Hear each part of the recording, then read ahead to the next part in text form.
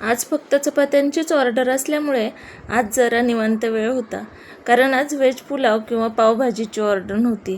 कारण त्याची तयारी करायचं म्हटलं की खूप वेळ लागतो आणि मग व्हिडिओ तयार करायचा राहून जातो. तुम्हाला पण जर व्हेज किंवा नॉनव्हेजच्या ऑर्डर करायच्या असतील तर वरती स्क्रीनवर नंबर दिला आहे, त्यावर ऑर्डर करू शकता. अगदी घरगुती पद्धतीचे जेवण मिळेल. धन्यवाद.